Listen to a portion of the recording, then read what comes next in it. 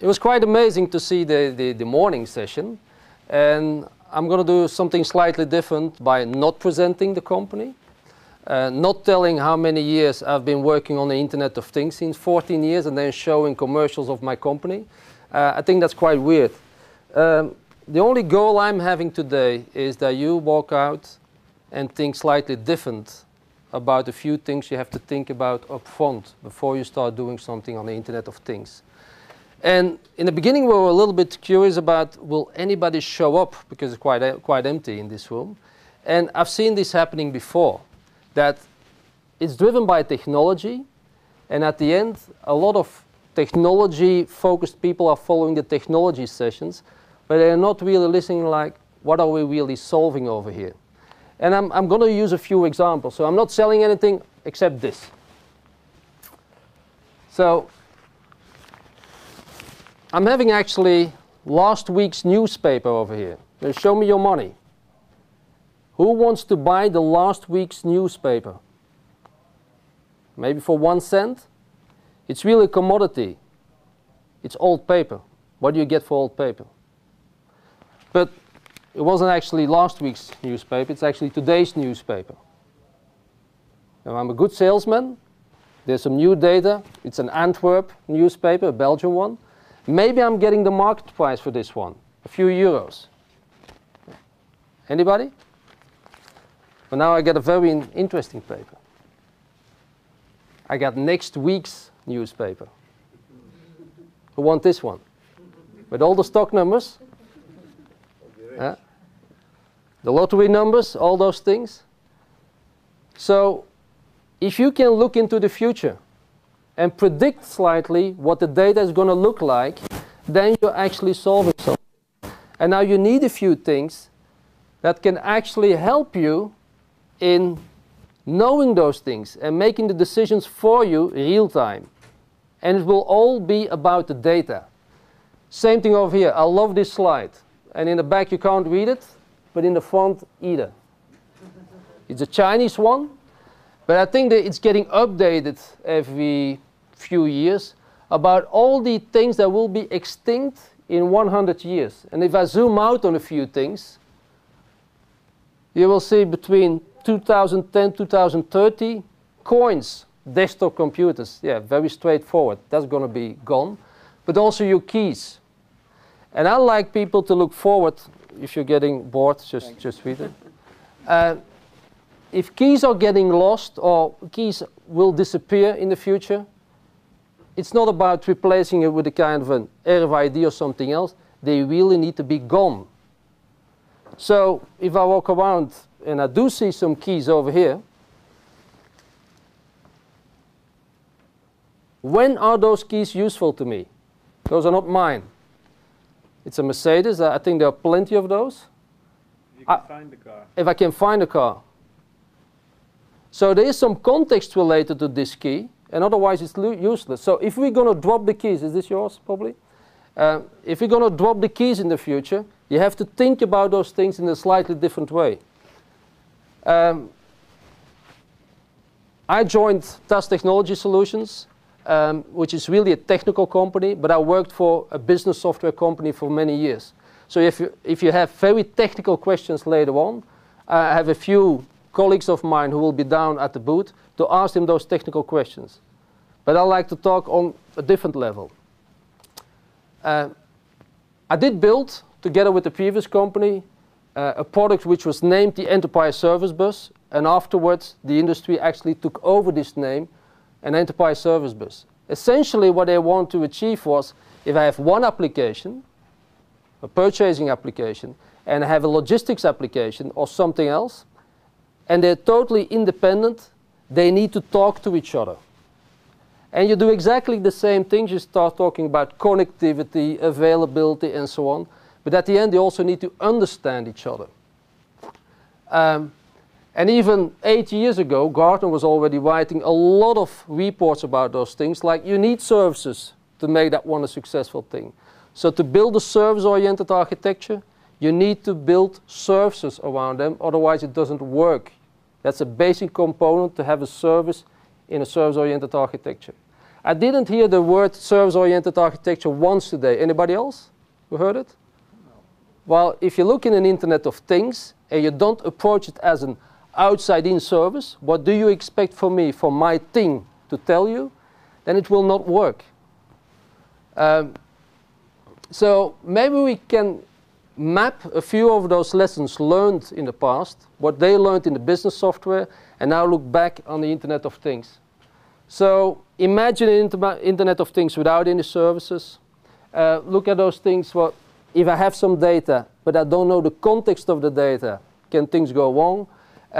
And how important is real time? And I really truly believe by having the Internet of Things today, that the missing link of having real-time events, and they are capturing data, is the missing link to make the real service-oriented architecture successful.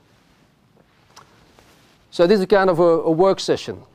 Think about every single individual today, what you did this morning.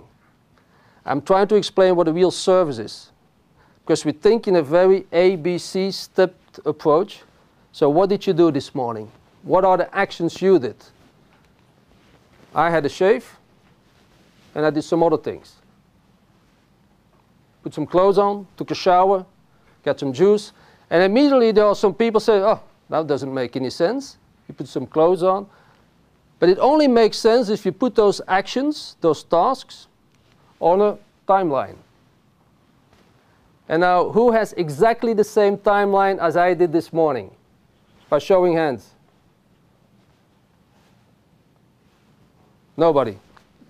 And still we think, if we sell something to a customer, that in their business process, their business is doing exactly the same thing.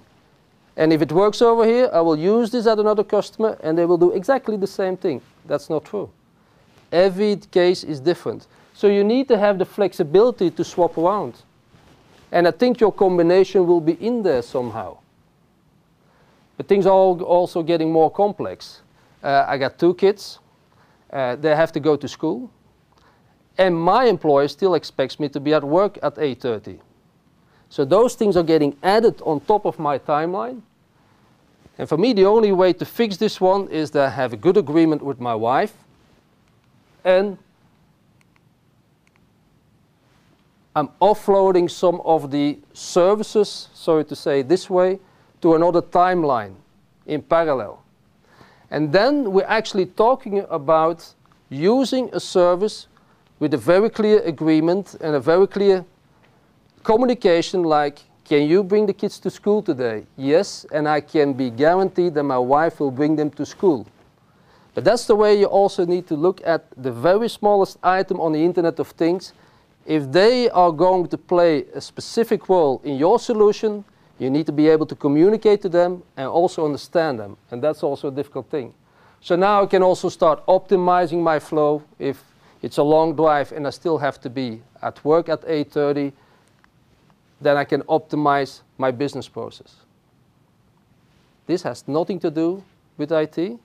I think this comes across quite familiar, but still this is what you need in your software solutions. Now, still forgetting about IT and how IT has grown, if you look at any business process, it's actually a process is a link of tasks. And then they said we're going to computerize everything. I'm not going to duplicate the data on every step like they did on old papers. Can you do this? And then you think something, you check something and you do the next thing. I said, no, let's put it in a database. But everything was data oriented. If we can cover the data, then we're fine. Next step was, well, maybe there are other processes or other tools that can actually access exactly the same data. Not the service, the data. The focus was around having consistent data. I don't want to have my name twice in a system somewhere, only once. So a very data-oriented world. Well, things have changed today. Then they started integrated services, but I call it more the API approach. And I see we are working in embedded software today, developing and designing television sets. those designers are thinking in APIs. If I buy a screen somewhere, this is the API to talk to the platform, and this is the API to talk to the data source. But you need to have the flexibility to change your API real time, because you don't know where the data will be coming from tomorrow. So in the interoperability, and I personally think a lot of presentations are talking about interoperability. I can connect to you. Yeah, I'm happy. It's about connecting different systems. The next step is, yeah, let's focus on the services for others and really talk about the service. So I'm defining every task as a service based on what does the outside want me to do, from the outside in approach. Yeah? And that's where an enterprise service bus gets in place. Business applications or certain business services will connect to a platform as a service. The missing link in the business software was the black boxes. I have a black box somewhere, maybe this one, let's be careful.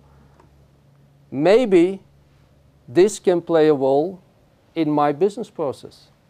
Maybe the fire alarm can play a role in my business process. And what you need, you can then actually loosely couple a service to other services, and then one and one will be three actually. They will have much more value. But every service by itself has to be an independent thing that's the greatest of its kind. And that's where we actually evolve to business process orientation, because the business is changing as we are sitting over here. And we need to have the agility. I know there's a lot of agile development methods and so on.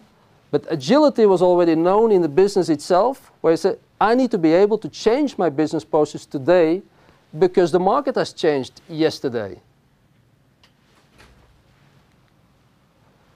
Now in history in general, it was about the data. And what we did, we captured the data, then we actually stored the data in a database, then we actually analyzed it, and then we took an action.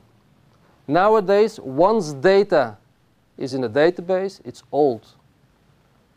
The data is in the event itself. I'm pressing a button, that's an important event, not that I'm pressing a button to confirm my order transaction and then I'm doing stock transactions. I press the button, that's a certain event I have to react to very quickly. So we're looking at the past tense. We have a difficulty in finding a correlation about the moving stream of events. What does it actually mean? And I will give you an example later on, because that's where you're really going to create benefit on the Internet of Things. And if we start analyzing things which are not in the past or not in one single instance, but we are looking time and spatial into account, we don't know how to analyze those things. I'm taking a decision on something that happens now because 2 minutes ago this happened and within a minute something else will happen. How do you, even the best Excel wizard, if they have data somewhere, they cannot analyze those things. It's a completely different setup. So who is not from the Netherlands? A few. Who's from Belgium? Okay, 2 of us. We all speak Dutch. But in Belgium, we wear a toque on our head. Because this is a toque. If you go horseback riding, this is a helmet. We call it a toque. For the Dutch, it's something slightly different. Same language. The school language is exactly the same thing. I can guarantee you, you will look foolish with that kind of thing on your head. And so are many, many words that are different. So same words, different context, different meaning. And I'm going to tell you a very short story which actually happened 9 years ago, because my youngest daughter is 9 years old and she was a newborn. We had to go to Vegas, Las Vegas, to do a similar kind of presentation. my wife went with me, also the baby girl, because I traveled a lot and you need to save the marriage a little bit, so everybody traveled with me. So you arrive over there at 12 o'clock at night. Everybody's very tired, and then my wife said, I still need some diapers, which makes sense. So I was looking at the business process. It's late. We need to find a shop in Vegas. Let's optimize everything. I get a cab. I go to the shop. I ask the shop assistant where the diapers are. Get out. The cab is waiting, optimizing everything. So we are rushing to the store. I'm getting in a hurry. You're the shop assistant. Say, I need some diapers quickly. And the guy, oh, aisle 5. I go to row number 5, looking for some diapers. Plenty of diapers, all adults. All adult diapers. I'm quite upset. I go to the shop assistant, say, I don't get you. I'm asking for diapers and you're sending me for adult diapers while I have a baby girl in the car. Oh, but those are baby diapers. So, row number 2, get my diapers, and I went back home. In the cab, I was telling this story to my wife, and the cab driver said, Guy, you need to understand, a diaper in Las Vegas is an adult diaper, because 80% of the people over here are over 80. So we thought that we were communicating, but the context of Las Vegas is totally different. Now translate this one to 2 Internet of Things devices, and they start talking to each other, and they're missing some of the context. Where can things go wrong? Very dangerous thing that might happen. So the world has changed, and we are driven by the speed of real-time business. If you look at what happened with the post, and not email post, but the physical post, that became express mail, became faxes, email, and real-time transactions. And these are kind of the service level agreements you have with the postal office and the service level agreements you have with email. The market has changed where something that took 4 weeks to actually build your own PC and get it ordered and have it shipped, or maybe order a new kind of furniture, we expect things to be on your doorstep in 1 day. And that's a fact. And the whole world has changed. If I look at your phone activation, in the early days it took at least a week, 3 days a week. Now, if it's not within a minute, I'm quite unsatisfied about the service of this provider. And if you go much higher, anybody knows algorithmic trading? Yeah.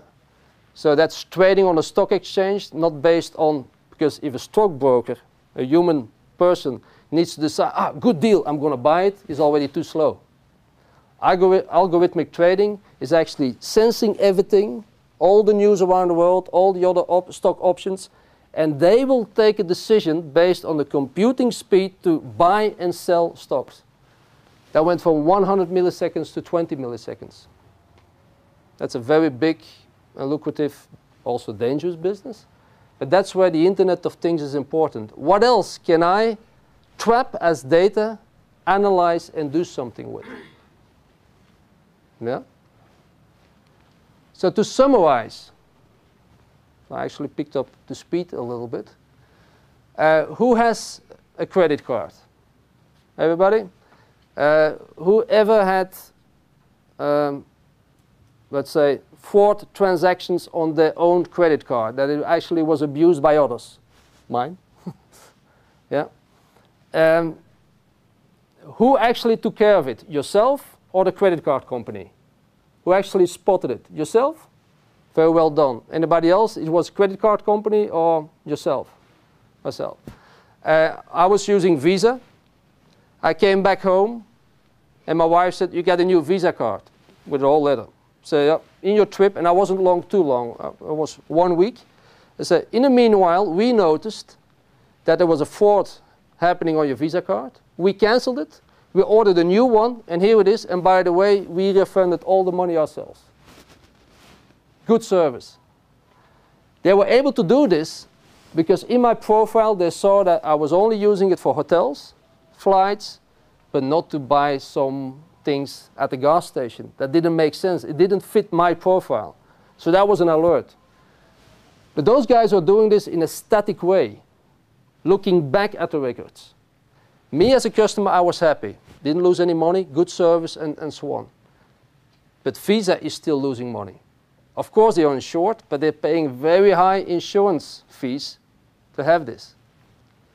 So now the interesting case is, if we can spot every transaction that's happening real time and have a correlator looking at those things, then in this stream, this time event, I can detect, for instance, a very simple one. I'm using my credit card over here, and the same credit card is being used within 2 minutes in the south of America. I cannot travel that fast. That's a very easy one. The second one should be an illegal one, or maybe the first one.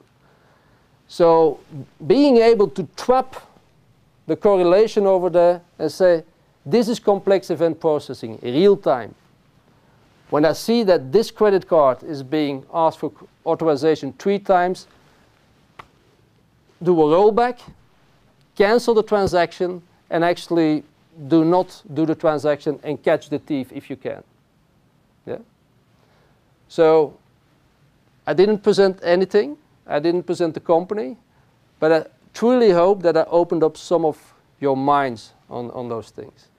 And I have a lot of stories where I actually look at how can I make money, not in a commercial way, but also a cost-saving way, by optimizing my business. And then you will notice that some of the CEOs, they know the business very well, but they don't understand what technology can bring them today. And trying to sell it only as a technology solution is not going to work. So it's kind of a two-paced thing. And telling the CEO, imagine if this would be possible. And they say, yeah, that would be great, but technology can't. Yes, it can. And that's the second phase. So, summarize, everything you build, you have to be the best in class on yourself as a standalone thing, but you also have to be able to play well with others once you connect, because there will be service level agreements. If your end-to-end service is relying to somebody you don't know and they are not complying to their SLA, that's where most of the things fail. I need to guarantee you a response time of 2 seconds. And I'm relying on another device in between, and they are not promising a 2-second response time or less, then you're in trouble. Really understand and contextualize the data you get. And I heard it during the general sessions. I worked for Amadeus. Anybody who knows Amadeus?